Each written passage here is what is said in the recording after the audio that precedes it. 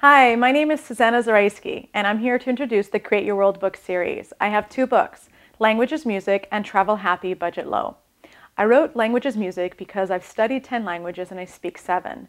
I speak Russian, English, French, Spanish, Italian, Portuguese, and Serbo-Croatian. Until now, I've traveled in 50 countries and I've lived in 9. People have always asked me about how I've been able to learn languages and travel the world, and I decided that I should write them down in a book. And it was actually only in May of 2008 that I learned that it was music that helped me learn languages. I listen to language just like I listen to music. I copy sounds just like I would lyrics from a song. And I realized that this method is much more fun and engaging than what we usually learn in our language classrooms. So I decided to write this in a book so that other people can learn the beauty of being multilingual. The aim of the Create Your World book series is to give people some of the skills that they need to be global citizens and confident communicators and travelers. Beyond the vacation element of travel, I truly believe that the more people travel, the more bridges they can make between their culture and those in other countries. Being multilingual is a way to not only communicate with people from different cultures and countries, but it's also a way to learn things about oneself. For example, there are words that exist in one language that don't exist in another. And there are phrases and grammatical expressions that make me think in a different way when I have to express myself. If more people could communicate in other languages, there would be fewer language barriers and communication problems. For example, we rely on our media to tell us about what's going on around the world. But if we could go directly to foreign language news sources, we could see what's going on in those countries from their perspective. And most likely we'll learn a lot more than we would just by watching American media or English language news sources. I could talk for a long time about why people should travel and learn languages, but I think the reasons are clear. Whether we like it or not, we live in a time where an event in one part of the world can affect us immediately and quickly change our lives. We are interconnected more than ever before, and that is why we have to be able to learn how to communicate with each other and learn how other people see the world. This is the only way that we can live in peace. Multilingual communication is not just about being able to express oneself in another language. It's also about being able to listen and understand what the other person is saying and why they're saying it. We can travel to just look at monuments and museums, or we can travel to also meet the people where we're going. Budget travel can bring one closer to local life. When you're taking local buses, eating in simple restaurants that are not meant for tourists, or staying with locals and shopping in local restaurants and markets, you get to see how people really live. If you find a way to communicate, you can even make friends in those cultures and get a better look into the life of the country that you're visiting. To make my books accessible, I'm going to publish them on the internet for free for people to be able to read. You can go to my website at www.createyourworldbooks.com and enter your email to receive a link to a website where you can view the books for free. And I don't claim to know everything that there is to know about foreign language acquisition or budget travel. I want your help to improve my books. From mid-February to mid-March, you can contribute your tips and stories to be entered into a contest for my books. You can get more information on my website about the possible prizes and the deadlines and dates.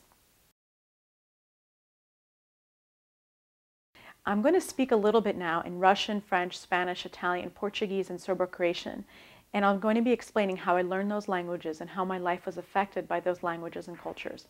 There's a translation of what I'm saying at the bottom of the screen. Thank you.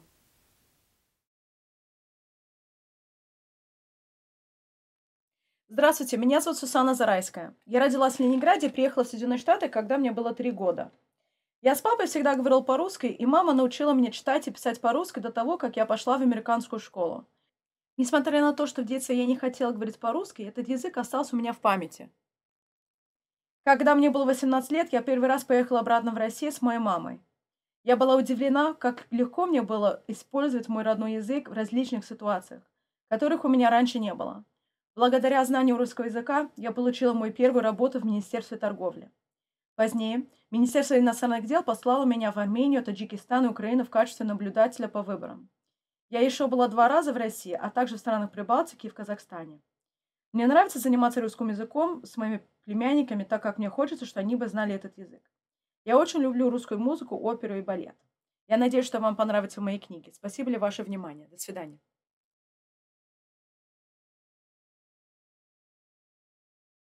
Bonjour, je m'appelle Susanna Zaraysky. J'ai commencé à m'intéresser à l'apprentissage des langues étrangères à l'âge de 15 ans lorsque je suis venue vivre en France pour une période de 2 mois. C'est en France que je me suis rendu compte que j'utilisais en fait des façons différentes de m'exprimer, selon la langue que j'employais.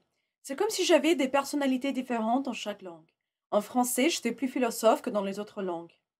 À 19 ans, je suis revenue en France pour suivre un stage à l'EDF, l'électricité de France. Malheureusement, à l'époque, je n'avais pas le vin rouge, mais maintenant, je l'apprécie. Mes expériences françaises m'ont beaucoup marqué. Je continue à regarder les films français et à parler français dans le comité francophone en Californie. Par la suite, je suis retournée dans ce pays plusieurs fois en qualité de touriste. La France restait le pays que je visitais le plus. Je vous remercie de regarder ma vidéo et j'espère que mes livres vous plairont. Merci.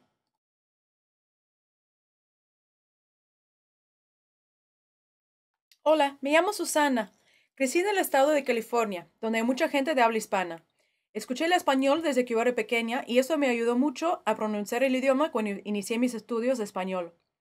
A los 16 años estudié el español con una maestra madrileña en mi escuela secundaria en los Estados Unidos. En la universidad tomé unos cursos de literatura en español y me quedé fascinada con la historia y las culturas hispanas y latinoamericanas. Me impresionó mucho la literatura argentina y pedí una beca de la Fundación Rotary para estudiar en Buenos Aires. Pasé el año 1999 estudiando literatura latinoamericana y el mercado de Mercosur en Sudamérica. En Buenos Aires trabajé en la sección comercial de la Embajada de los Estados Unidos, daba clases de inglés y trabajé como periodista y redactora en el diario en inglés, el Buenos Aires Herald. He trabajado en Guadalajara, México, y he visitado muchas regiones en México. También he viajado en España, Cuba, Chile, Uruguay, Paraguay, Perú y Ecuador. Todavía me quedan muchos países para conocer. Espero que les gusten mis libros. Gracias y adiós.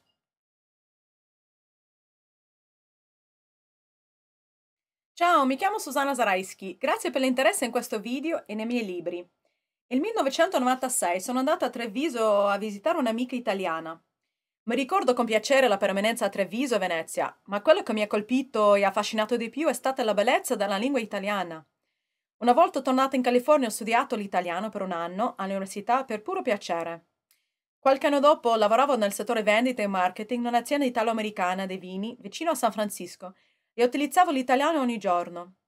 Durante quel periodo ho imparato ad apprezzare i vini italiani, in particolare la lacrima di Moro d'Alba nelle Marche.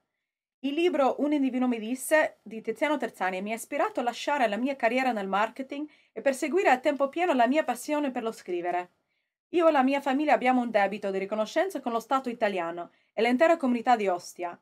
La mia famiglia è emigrata dall'Unione Sovietica negli Stati Uniti e abbiamo vissuto ad Ostia per un mese aspettando il visto per l'America.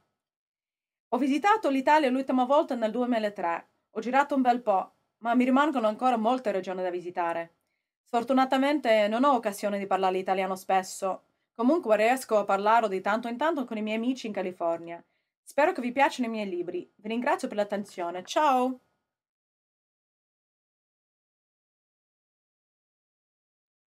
Oi, eu me chamo Susana. Obrigada por ver o meu vídeo.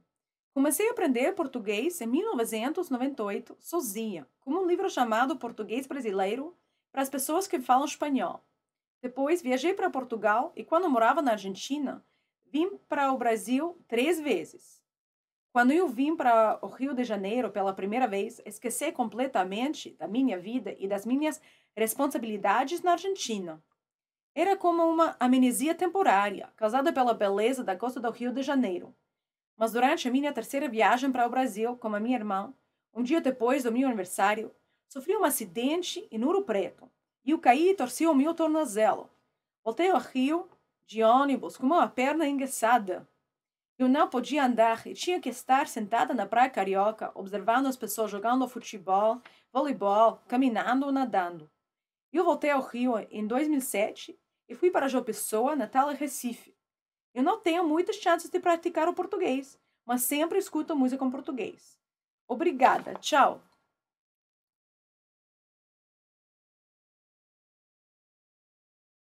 Zdravo, ja sam Susanna Zaraysky. Živjela sam u starom gradu u Sarajevu 15 mjeseci poslije rata.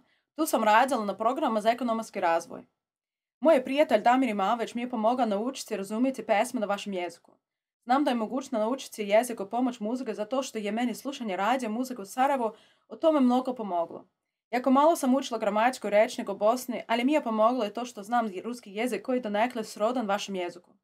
Nažalost, nisam imala priliku da ostanem dovoljno dugo u Sarajevu da naučim tečno pričice na vašem jeziku, ali mogla sam razumjeti i razgovarati na poslu i sa prijateljima. Dok sam živjela u Sarajevu, pila mnogo čaja i Bosanci nisu mogli vjerovati zašto nisam uvijek pila kafu kao oni. Neki su mislili da sam možda bolesna i zato pijem čaj. I da znate, u Kaliforniji je teško naći dobru zeljanicu. Možda bih uskoro mogla opet u Sarajevu. Bila sam jako sretna dok sam šetala po Sarajevu, Brdama, Starom gradu, Bašarši i po obalom Miljacke. Tokom šetnje sam zamišljala kakav je grad mogao biti u vrijeme kada je bio dio Otomanskog carstva. Sarajevo mi je ostalo u jako lijepom sjećanju, uvijek ću ga nositi u svom srcu. Hvala vam puno na pažnje, želje da vam moje knjige budu zanimljive i korisne.